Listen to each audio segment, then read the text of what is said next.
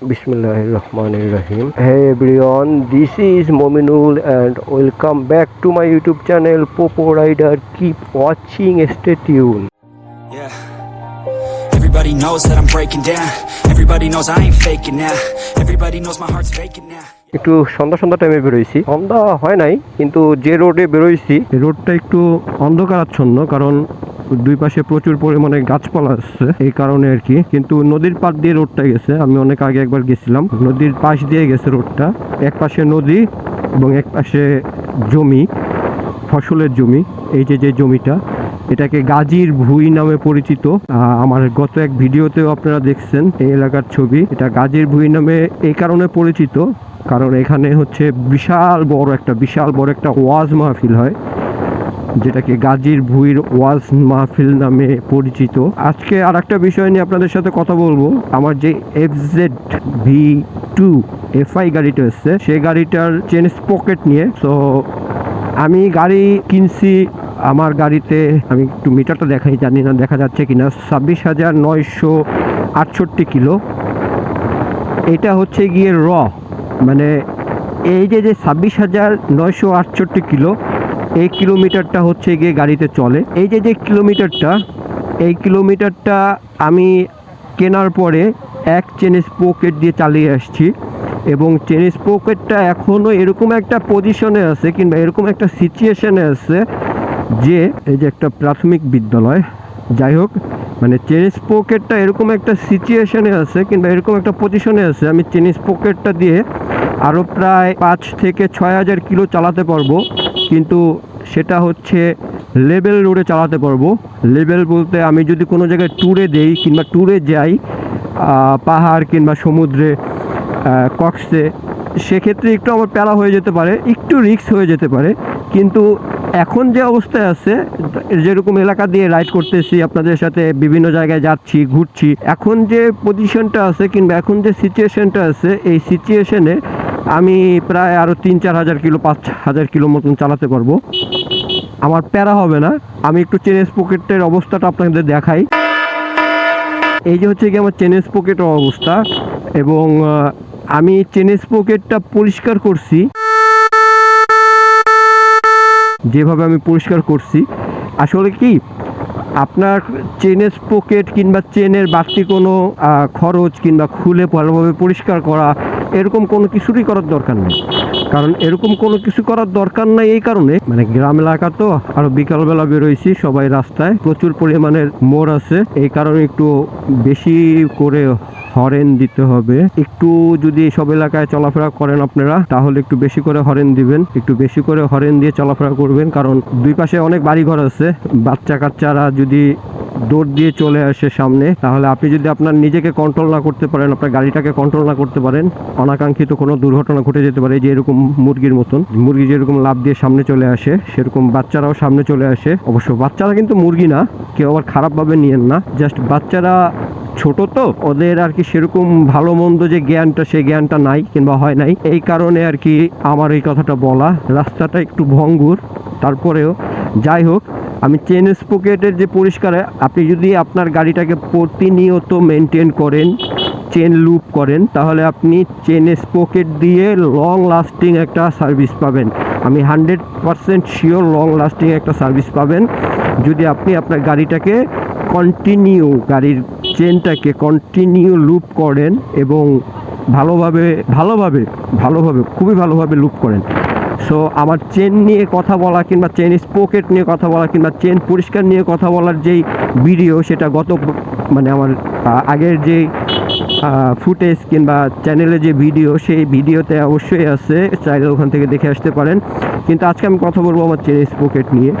দেখছেন কি সুন্দর জায়গাটা, দুই পাশে নদী, মানে এক পাশে নদী চলে গেছে, আর এক পাশে হচ্ছে গিয়ে গ্রাম্য যে ভাইবটা, মানে ভাইবটা গ্রাম্য ভাইব না, এটা পুরোটাই গ্রাম, কিন্তু সুন্দর একটা ভাইব পাওয়া যায় যদি মন খারাপ থাকে কিংবা যদি দেখা গেছে ঘুরতে এমনি রাইড করতে বেরোইছেন, কোনো কাজ নাই, তাহলে এই সব জায়গাগুলো খুবই পরিমাণের লালবাগ ব্রিজ, যাই হোক, এইসব জায়গাগুলো আপনাকে প্রচুর পরিমাণে বিনোদন দিবে, আমি 100% শিওর। এদিকে তো আবার ভাঙ্গা রাস্তা, মানে ইটসোলিং রাস্তা, যাই হোক, ইটসোলিং রাস্তায় একটু সাবধানে যেতে হবে। রাস্তাটা হালকা ভিজা আছে, দেখছেন সামনে মানে এখন কিন্তু প্রায় সন্ধ্যা হয় নাই, এখনো সূর্য আছে, কিন্তু এই যে গাছের যে ছায়া, গাছের ছায়াতে পুরোটা জায়গা এতটা পরিমাণে ঠান্ডা এবং এতটা পরিমাণের মানে অন্ধকার অন্ধকার মনে হয় যে সন্ধ্যা হয়ে আছে।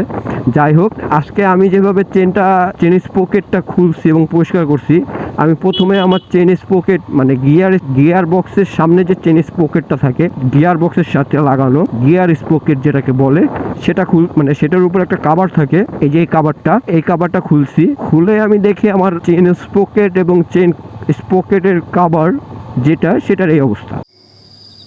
দেখতেই পারলেন আপনারা কি অবস্থা। তো ওইটাকে আমি বাসায় নিয়ে গেছি, যেটা কি খোলা আর কি, উপরের কাভারটা বাসায় নিয়ে সুন্দরভাবে পরিষ্কার করে, পরিষ্কার করার ভিডিও আর করতে পারি নাই, কারণ অনেক কালি ছিল। অনেক দিন পরে আমি এই গাড়ি কেনার পরে এই প্রথম হচ্ছে গিয়ে ওই জায়গাটা খুললাম, এবং এই প্রথম হচ্ছে গিয়ে ওই জায়গাটা খুলে, মানে এর আগেও করছি কিন্তু ভিডিও করা হয় নাই, ভিডিও করলাম। খুলে দেখি যে আমার যে অবস্থা, চেন স্পকেটের যে অবস্থা, সেটা দিয়ে আমি আরো কিছুদিন চালাতে পারবো। তো এই জন্য আর চেঞ্জ করার রিস্ক নিলাম না। আপনারাই দেখতেছেন চেন স্পকেটের অবস্থা আরো কিছুদিন চলবে, অবশ্যই আমি চেঞ্জ করে ফেলবো, আরো 2-3 হাজার কিলো চালানোর পরে চেঞ্জ করে ফেলবো, কারণ আমি যেভাবে চালাই তা দিয়ে 2-3 হাজার কিলোর বেশি চালানো যাবে, কিন্তু আমি 2-3 হাজার কিলোর বেশি চালাবো না। খুলে ওটাকে বাসায় নিয়ে পরিষ্কার করলাম। বাসায় নিয়ে পরিষ্কার করে, মানে পরিষ্কার করতে গিয়ে দেখি আমার এতদিনের যে চেন লুপ, সেটা মোবিল তেল যাই হোক, সেটা বালি এবং ওই অয়েলটা মিশে এক জায়গায় এরকম ভাবে স্তূপ হয়ে আছে যে ওইটা মানে পুরো খোঁচায় উঠান লাগতেছে। সো ওটাকে আমি খোঁচায় উঠাইছি, ব্যাপার না, খোঁচায় উঠানোর পরে ওটাকে আমি হচ্ছে সুন্দরভাবে সাবান দিয়ে ধুইছি। সাবান দিয়ে ধোয়ার পরে সুন্দর একটা ব্রিজ, আবার এদিকে অনেক ব্রিজ আছে এবং অনেক নদী শাখা বেরোইছে এই ব্রিজের নিচ দিয়ে।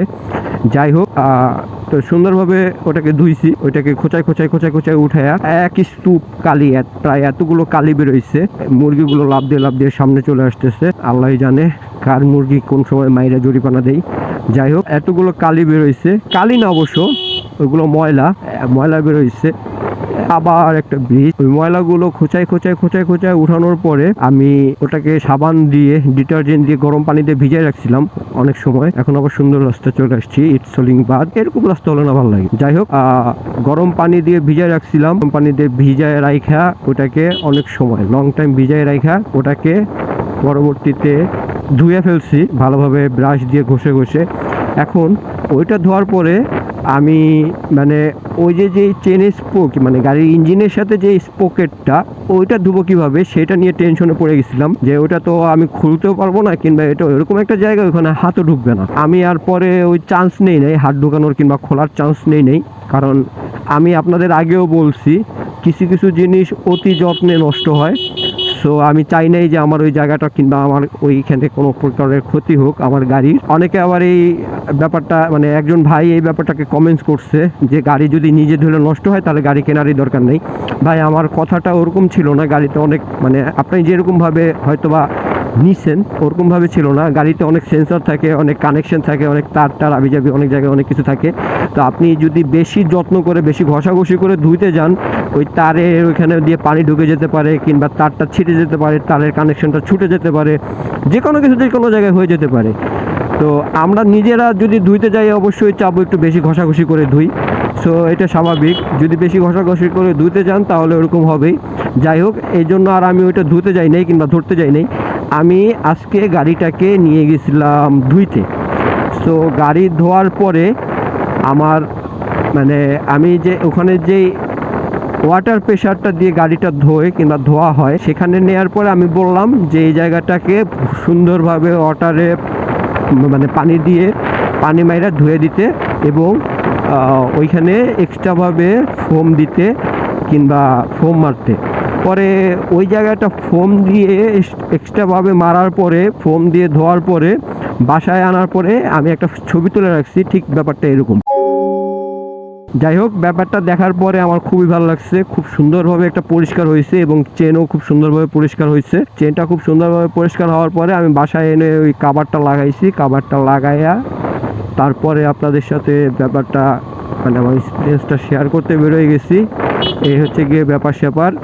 ভাই অবশ্যই যারা আমার ভিডিও দেখেন তাদেরকে আমি একটা জিনিস বলি, আমি অনেক কিছুই জানি না, আমি অনেক কিছুই ভুল করি, আমি অনেক কিছুই ভুল বলি। এই ভুল করে জানা কিংবা ভুল করে বোঝা কিংবা ভুল করার পরে যে জিনিসটা জানা হয় সেই জিনিসটা আমার জন্য অনেক অনেক অনেক অনেক অনেক হেল্পফুল।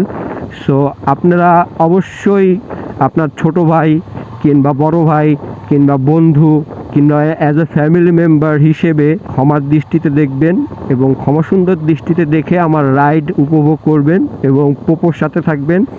আজকের ভিডিও আর বেশি বড় করব না, অনেক বড় হয়ে গেছে। চেন স্প্রকেট নিয়ে কথা বলতে বলতে আমি একটু রাইডটা এনজয় করি। আজকে এই পর্যন্তই, আল্লাহ হাফেজ। সবাই ভালো থাকবেন, পোপোর সাথে থাকবেন এবং পোপোকে দেখতে থাকবেন। চ্যানেলে যদি নতুন হন তাহলে অবশ্যই অবশ্যই অবশ্যই সাবস্ক্রাইব করে পোপোর সাথে থাকবেন। আল্লাহ হাফেজ, টাটা।